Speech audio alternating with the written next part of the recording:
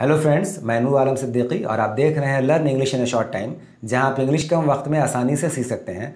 आज हम डिस्कस करेंगे आउट टू और आउट टू हैव के बारे में बहुत डिटेल में। इसके पहले मैं आपसे रिक्वेस्ट करना चाहूँगा कि अगर आपने अब तक मेरे चैनल को सब्सक्राइब नहीं किया है, इसे ज़रूर सब्सक्राइब कर लें और बेल आइकन हिट कर दें ताकि हमारे सभी वीडियोज़ का नोटिफिकेशन आप तक पहुँचता रहे।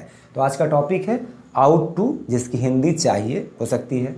अब देखें इसकी पहचान क्या है। It expresses moral obligation. ये क्या दर्शाता है, क्या जाहिर करता है? नैतिक दायित्व यानी अखलाकी जिम्मेदारी या सेंस ऑफ ड्यूटी, कर्तव्य की भावना, फ़र्ज़ के एहसास के बारे में ये दर्शाता है। चूँकि इंग्लिश मॉडल वर्ब में हमने शुड पढ़ा है और उसकी हिंदी भी चाहिए होती है। दोनों में डिफरेंस क्या है कि जब मॉरल एडवाइस, नैतिक सलाह के बारे में पता चलता है तो ग्रामेटिकल पॉइंट ऑफ व्यू से हम आउट टू का इस्तेमाल करते हैं, और जब जनरल एडवाइस का पता चलता है तब हम शुड का इस्तेमाल करते हैं। अगर हम ऐसा बोलें, तुम्हें वहाँ जाना चाहिए, यू शुड गो देयर, लेकिन जब हम मॉरल एडवाइस देंगे, जिसकी चर्चा अभी एग्जाम्पल के ज़रिए हम देंगे, तब वहाँ पे ग्रामेटिकल पॉइंट ऑफ व्यू से आउट टू का इस्तेमाल करेंगे। सबसे पहले अफर्मेटिव सेंटेंस की चर्चा करते हैं। देखें इसका स्ट्रक्चर क्या है। सब्जेक्ट, आउट टू, V1 और ऑब्जेक्ट। एग्जाम्पल देखें, we all ought to speak the truth. हम सबों को सच बोलना चाहिए। देखें वी सब्जेक्ट हो गया, वी ऑल यहाँ पे सब्जेक्ट हो गया, आउट टू चाहिए के लिए मॉडल वर्ब, स्पीक V1 और द ट्रूथ ऑब्जेक्ट। अब स्पोकन इंग्लिश में we should speak, we all should speak the truth भी हम बोल सकते हैं। नेक्स्ट एग्जाम्पल देखें, you ought to obey your parents. तुम्हें अपने माता पिता की आज्ञा मानना चाहिए, बात मानना चाहिए। कुछ एग्जाम्पल और देखते हैं। We ought to help the helpless. हमें असहाय की, मजबूरों की मदद करनी चाहिए। एग्जाम्पल और देखते हैं। We ought to respect all religions. हमें सभी धर्मों की, सभी मजहबों की आदर करना चाहिए, ताज़ीम करना चाहिए। एक एग्जाम्पल देखें। We all ought to pray wholeheartedly. हम सबों को पूरे दिल से इबादत करना चाहिए, प्रार्थना करना चाहिए, दिखावे के लिए नहीं। नेक्स्ट देखें। They ought to be honest and kind. उन लोगों को ईमानदार और दयालु होना चाहिए। एक एग्जाम्पल और देखते हैं। We ought to be on good terms with our relatives and friends. हमें अपने रिश्तेदारों के साथ अच्छे संबंध रखनी चाहिए। ये जो भी एग्जाम्पल्स दिए गए, ये सारे एग्जाम्पल्स से मॉरल ड्यूटी या मॉरल एडवाइस के बारे में पता चलता है। इसलिए यहाँ पे ग्रामेटिकल पॉइंट ऑफ व्यू से आउट टू का इस्तेमाल हुआ। अब अगर नेगेटिव सेंटेंस होगा, सिर्फ हम नॉट का ऐड कर देंगे। जैसे एग्जाम्पल देखें, we ought not to tell a lie. हमें झूठ नहीं बोलना चाहिए। ये भी एक मॉरल एडवाइस दिया जा रहा है, इसलिए ग्रामेटिकल पॉइंट ऑफ व्यू से आउट टू का इस्तेमाल हुआ। एक एग्जाम्पल और देखें। We ought not to follow bad customs.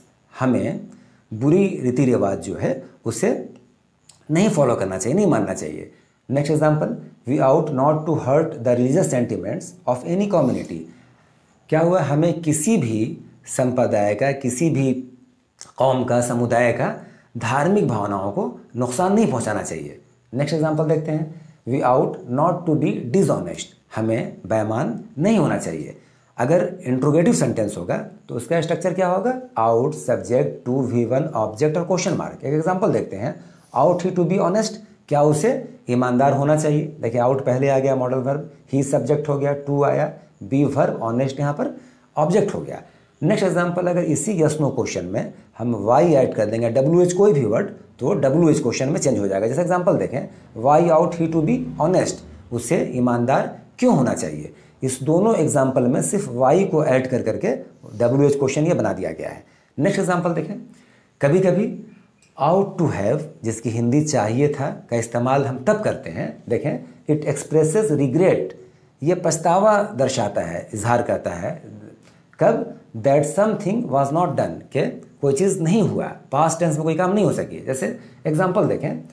You ought to have spoken the truth. तुम्हें सच बोलना चाहिए था। इसका मतलब ये हुआ, इस मॉरल एडवाइस का ये मतलब हुआ कि आपने सच नहीं बोला। और इसे हम शुड हैव से भी स्पोकन इंग्लिश में बोल सकते हैं। इसको हम ऐसे ही बोल सकते हैं, you should have spoken the truth. तुम्हें सच बोलना चाहिए था। अब इसको ज़रा स्ट्रक्चर से टैली कर लें। देखें, यू सब्जेक्ट हो गया, ought to modal verb, have आ गया, स्पोकन V3 और द ट्रूथ ऑब्जेक्ट हो गया। एक एग्जाम्पल और देखते हैं। He ought to have helped his friends. उसे अपने दोस्तों की मदद करनी चाहिए थी। इसका मतलब उसने मदद नहीं किया अपने दोस्तों की। Next example. They ought to have supported the right candidate. उन लोगों को क्या करना चाहिए था? सही प्रत्याशी, सही उम्मीदवार का समर्थन करना चाहिए था। कहाँ? इन द इलेक्शन, चुनाव में। Next example, you ought to have been honest, आपको ईमानदार होना चाहिए था। इसका मतलब कि आप ईमानदार नहीं थे। अब निगेटिव सेंटेंस होगा, सिर्फ नॉट ऐड कर देना है। एग्जाम्पल देखें, you ought not to have said so in that meeting, आपको उस मीटिंग में ऐसा नहीं कहना चाहिए था। Next example, they ought not to have supported corrupt candidate, उन लोगों को भ्रष्ट प्रत्याशी, भ्रष्ट उम्मीदवार का समर्थन नहीं करना चाहिए था। कहाँ? इन द इलेक्शन, चुनाव में। Next example, he ought not to have been dishonest, उसे बेईमान नहीं होना चाहिए था। नेक्स्ट एग्जाम्पल देखें, you ought not to have been so impolite, आपको इतना असभ्य, इतना बेअदब नहीं होना चाहिए था। मुझे लगता है आज के इस वीडियो लेक्चर में आउट टू और आउट टू हैव के बारे में आप क्लियरली समझ गए होंगे। आपको ये वीडियो कैसा लगा ज़रूर कमेंट करके बताएं, और अगर पसंद आया हो तो इसे अपने दोस्तों के बीच वाइडली शेयर करें, इसे लाइक करें और हमारे चैनल को सब्सक्राइब करके बेल आइकन ज़रूर हिट करें, ताकि हमारे नेक्स्ट वीडियोज़ का नोटिफिकेशन भी आप तक पहुँचता रहे। Thank you so much for watching this video. Keep learning English for your nice and bright future.